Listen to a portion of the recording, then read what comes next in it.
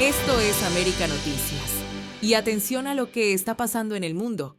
Cuba entra en alerta máxima. La isla activa lo que llama estado de guerra en medio de crecientes tensiones con Estados Unidos. Además, Cuba a oscuras. El mayor apagón de su historia reciente deja a millones sin luz, con cortes interminables y una crisis energética que parece no tener salida. Y en el plano internacional, Groenlandia en la mira. Donald Trump lanza una advertencia directa y habla de eliminar la amenaza rusa sobre esta isla clave para el poder global. También algo que te puede afectar directamente. Si agentes de inmigración te detienen, sabes qué pueden hacer y qué no. Te decimos qué derechos tienes y cómo actuar para protegerte.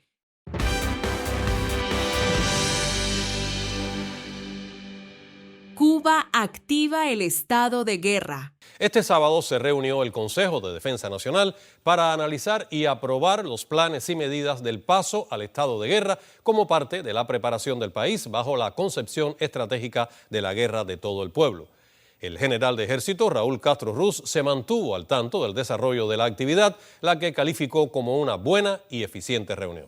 La isla entra en alerta máxima en medio de tensiones con Estados Unidos. El Consejo de Defensa Nacional de Cuba, encabezado por el Miguel Díaz-Canel, aprobó planes y medidas para dar paso a lo que medios oficiales describen como estado de guerra, en medio de una escalada de tensiones con Estados Unidos tras la intervención estadounidense en Venezuela que culminó con la captura del expresidente Nicolás Maduro. Aunque las autoridades no han detallado exactamente qué implican estas medidas, los medios estatales aseguran que se basan en la antigua doctrina de la guerra de todo el pueblo. Una estrategia impulsada en los años 80 que contempla la movilización masiva de recursos y población para enfrentar una posible agresión externa. Díaz-Canel ha endurecido su discurso contra Washington desde la operación en Caracas, donde 32 soldados cubanos murieron durante el ataque estadounidense, hecho que La Habana ha calificado como un acto de agresión y que ha profundizado la retórica confrontativa con Estados Unidos. En actos oficiales recientes, Díaz-Canel apareció vestido con uniforme militar, participando en ejercicios y actividades que normalmente se reservan para situaciones de emergencia o guerra.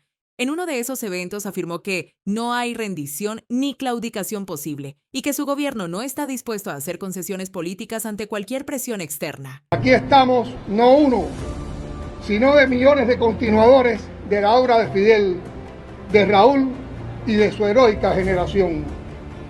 Tendrían que secuestrar a millones o desaparecernos del mapa y aún así los perseguiría por siempre el fantasma de este pequeño archipiélago que tuvieron que pulverizar por no poder someterlo. No, señores imperialistas, no le tenemos absolutamente ningún miedo y no nos gusta, como dijo Fidel, que nos amenacen. No van a intimidarnos.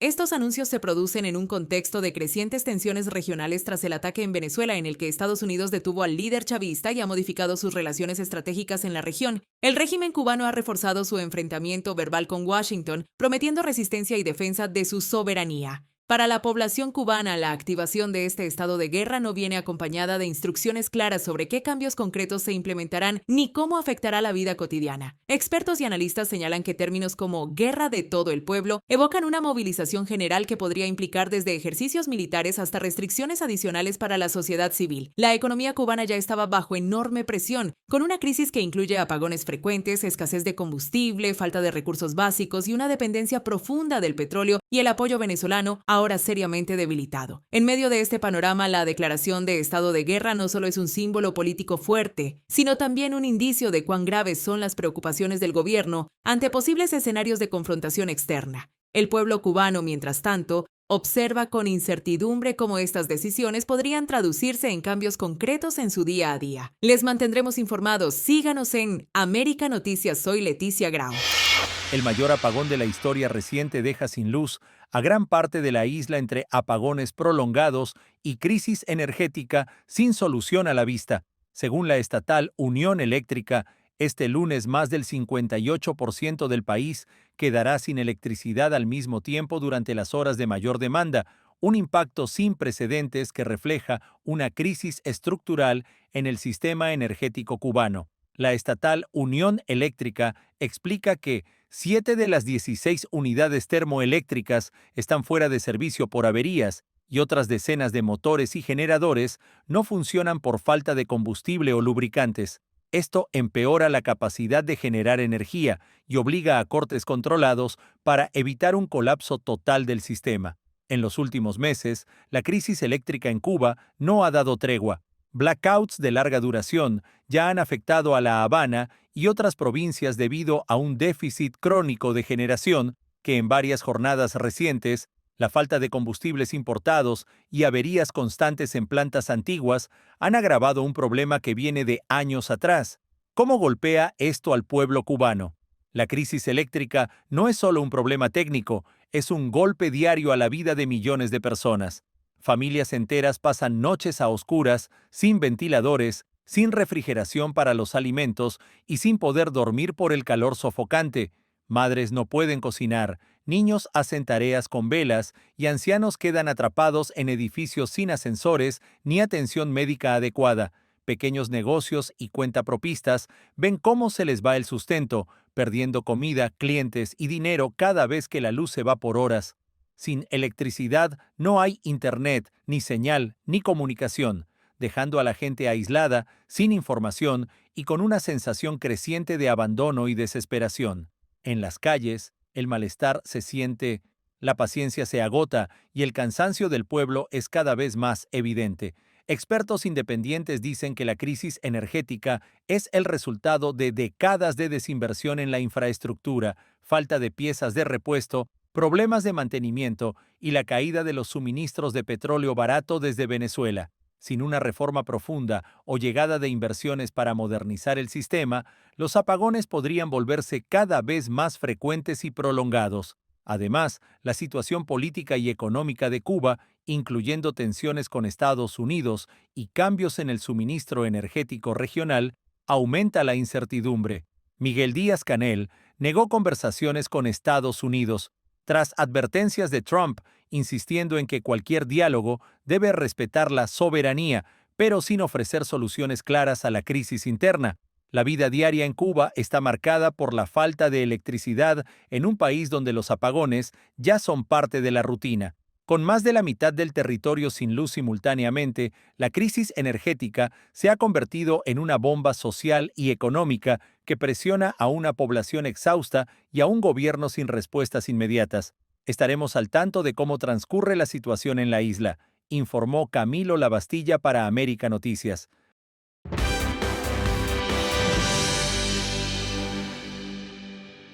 Alerta geopolítica. Trump dice que llegó el momento de eliminar la amenaza rusa sobre Groenlandia y plantea acción estratégica. Donald Trump lanzó una declaración que ha sacudido los escenarios diplomáticos. Aseguró que llegó el momento de eliminar la amenaza rusa sobre Groenlandia, una isla ártica de enorme valor estratégico a nivel global. Esta advertencia se da en un contexto de tensiones cada vez más fuertes entre Washington y Moscú por control geopolítico en el Ártico. Groenlandia, un territorio autónomo bajo soberanía danesa, tiene una ubicación vital en el Ártico. Su cercanía con el Polo Norte y rutas marítimas emergentes por el deshielo la convierten en pieza clave de cualquier estrategia militar o económica global. Trump ha insistido en que Rusia ha intensificado su presencia militar y económica en la región y ha señalado que Estados Unidos debe mover ficha antes de que Moscú consolide posiciones que podrían amenazar los intereses occidentales. Ya es hora de actuar. Debemos asegurar Groenlandia y neutralizar la amenaza rusa por el bien de la seguridad hemisférica, dijo Trump en su declaración. Expertos en geopolítica señalan que Trump está apelando a un enfoque de defensa preventiva, donde Estados Unidos no espera a que otros avancen primero. Esta postura ha sido interpretada como parte de una estrategia más amplia para contrarrestar la influencia rusa en zonas clave del planeta, desde Europa del Este hasta el Ártico. Especialistas advierten que, aunque Trump habló en términos de seguridad, cualquier movimiento en esa dirección podría escalar tensiones con Rusia de forma peligrosa. Trump busca combinar intereses de seguridad con oportunidades económicas globales, pero las reacciones internacionales muestran que este caballo de batalla será discutido en múltiples frentes, desde la diplomacia hasta la opinión pública internacional. Mientras tanto, el tablero geopolítico se recalienta y Groenlandia, ese enorme pedazo de hielo en el norte, se ha convertido en la pieza más codiciada y más peligrosa del ajedrez global. Seguiremos de cerca esta noticia para informarles cómo avanza la situación. Soy Camilo Lavastilla para América Noticias.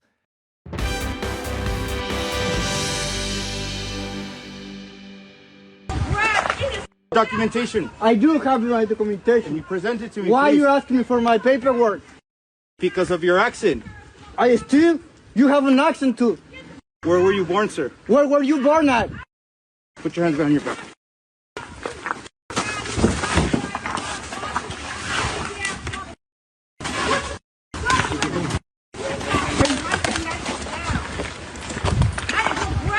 Atención, comunidad latina en Estados Unidos.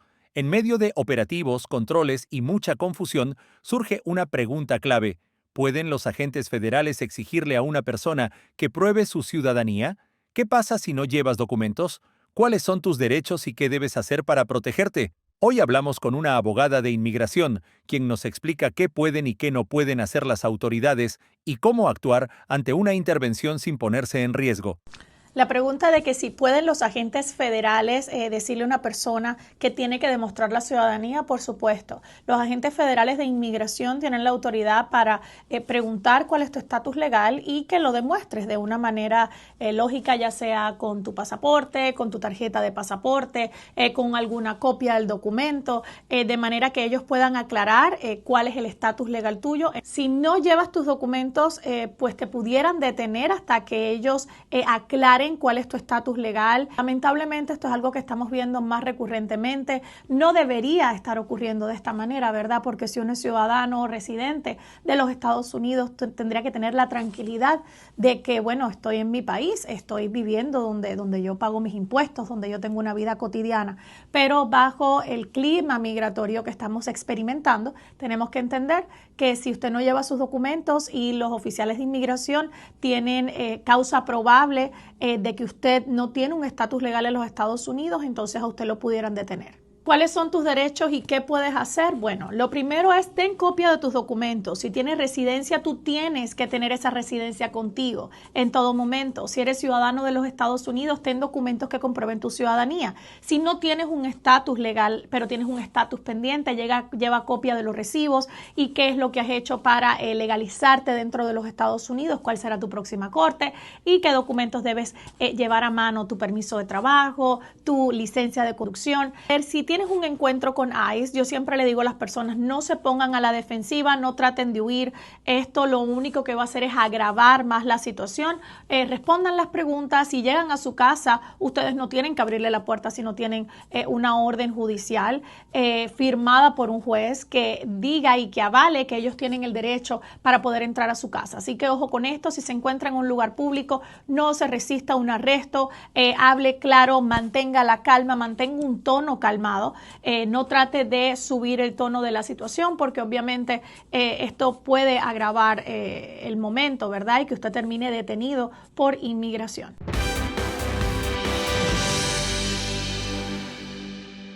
Alerta en México. Crece la inquietud ante posibles movimientos militares de Estados Unidos en territorio mexicano. La tensión entre México y Estados Unidos sube a otro nivel. Aunque no hay un plan oficial de invasión, ciudadanos y líderes políticos están inquietos por las señales de actividad militar estadounidense cerca del país, especialmente en la frontera y el espacio aéreo del Pacífico mexicano, donde la Administración Federal de Aviación emitió advertencias sobre operaciones militares que podrían afectar vuelos comerciales y logística civil. La Administración Federal de Aviación advirtió a las aerolíneas que extremen precaución sobre zonas del Pacífico mexicano, el Golfo de California y Mazatlán, debido a posibles actividades militares vigentes por 60 días y acompañadas por riesgo de interferencias con navegación y vuelos regulares. Esto ocurre en medio de un contexto de presión de Estados Unidos para combatir al narcotráfico. El presidente Donald Trump ha hablado en el pasado de usar fuerza contra los cárteles y ha mencionado que tendrán que hacer algo con México respecto a la lucha antidroga, algo que ha levantado alarmas en el gobierno mexicano y entre la población. El gobierno de México, por su parte, ha insistido en rechazar cualquier intervención militar extranjera que viole su soberanía, incluso cuando se mantiene cooperación bilateral contra el crimen organizado. organizado. La presidenta Claudia Sheinbaum ha subrayado que México maneja su seguridad internamente y no permitirá tropa estadounidense en su territorio. Las advertencias de actividad militar, combinadas con declaraciones anteriores sobre posibles ataques terrestres contra carteles, han generado preocupación social y especulación.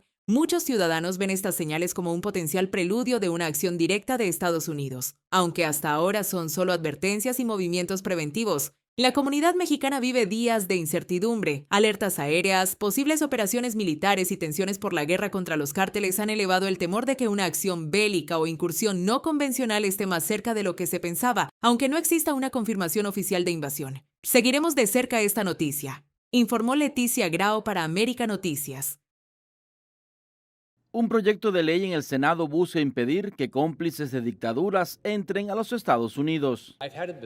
El senador por Florida, Rick Scott, volvió a presentar una legislación que revoca visas y deniega nuevas solicitudes a funcionarios actuales y antiguos vinculados con las dictaduras de Cuba, Venezuela, Nicaragua y el gobierno de Evo Morales en Bolivia. Este es un gran proyecto de ley porque lo que hemos visto en nuestras comunidades es la llegada de ex colaboradores, ex beneficiarios de las dictaduras de Venezuela, de Cuba, de Nicaragua, etcétera, y que viven en estas comunidades. Pero la ley también incluye a extranjeros que actúan o actuaron en nombre de esos regímenes y a familiares directos de los funcionarios. Esta ley está en concordancia con las acciones y las medidas que está tomando el presidente Donald Trump en contra precisamente de todas estas dictaduras y en contra de todos estos liberticidas. El Departamento de Estado ha aumentado la presión hacia las dictaduras del hemisferio con restricciones de visas a violadores de derechos humanos mediante decisiones ejecutivas. Ahora, el proyecto del senador Scott convertiría en ley esta política de la Casa Blanca. Hanoi Martínez. Para estar más y mejor informado, te presentamos nuestras noticias en un minuto. Un grupo de activistas de extrema izquierda protagonizó un incidente en Minneapolis cuando irrumpió en una iglesia local bajo la creencia de que el pastor colaboraba con el Servicio de Inmigración y Control, ICE. Los manifestantes ingresaron en el recinto durante un servicio, exigieron explicaciones y acusaron al líder religioso de supuesta cooperación con las autoridades migratorias en operativos contra inmigrantes. La confusión se generó por rumores no verificados que circulaban en redes sociales, señalando que el pastor había participado en detenciones de familias migrantes o en actividades de apoyo a ICE. Sin embargo, cuando los presentes exigieron pruebas, quedó claro que no existía evidencia concreta que vinculara al religioso con ningún operativo federal o acción de inmigración. El incidente derivó en confrontaciones tensas entre los activistas y feligreses, y la policía tuvo que intervenir para evitar que la situación escalara. El pastor mantuvo la calma y enfatizó la importancia del diálogo y de no dejarse llevar por desinformación, mientras líderes comunitarios instaron a evitar acusaciones sin fundamento que puedan poner en riesgo templos, congregaciones y la seguridad de personas inocentes en un clima ya polarizado. Una tragedia ferroviaria sacude a España. Al menos 39 personas han muerto y decenas más han resultado heridas después de que dos trenes de alta velocidad colisionaran la tarde del domingo en Ademuz, provincia de Córdoba, en el sur del país. El choque ocurrió cuando un tren de pasajeros que viajaba desde Málaga hacia Madrid se salió de las vías y terminó impactando de frente con otro convoy que venía en sentido contrario, en un tramo de vía que había sido renovado recientemente. Los equipos de emergencia, incluidos bomberos, Guardia Civil y Cruz Roja Española, han trabajado durante toda la noche entre los vagones destrozados para rescatar sobrevivientes y recuperar cuerpos, mientras las autoridades advierten que el número de fallecidos podría aumentar conforme avancen las labores de búsqueda y recuperación. Hay decenas de heridos hospitalizados, varios en estado crítico, y se ha activado un centro de atención para familiares y allegados que buscan información sobre sus seres queridos. El presidente del gobierno español, Pedro Sánchez, canceló sus compromisos internacionales y regresó al lugar para coordinar la respuesta. Además, se han decretado 3 días de luto nacional por las víctimas. Este accidente se convierte en uno de los peores en la red de trenes de alta velocidad del país en décadas, levantando preguntas sobre seguridad y mantenimiento de la infraestructura ferroviaria. El presidente de Estados Unidos, Donald Trump, desató una nueva polémica al afirmar en su red social que la congresista demócrata Ilhan Omar, nacida en Somalia y ciudadana estadounidense desde 2000, debería ir a prisión o ser deportada de regreso a Somalia.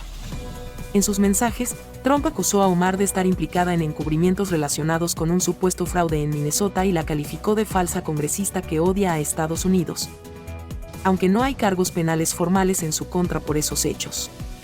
Sus declaraciones generaron una fuerte reacción en el ámbito político y mediático. Muchos criticaron que el presidente ataque a una legisladora en funciones con llamados a castigos extremos, mientras otros sectores respaldaron sus palabras como parte de una campaña dura contra la oposición liberal. Omar, que ha sido una voz crítica consistente de las políticas de Trump, no respondió de inmediato. Y el episodio pone otra vez sobre la mesa las tensiones extremas en la política estadounidense y los límites del discurso presidencial hacia representantes electos. Acabo de venir aquí. Aquí estoy en el Tax College.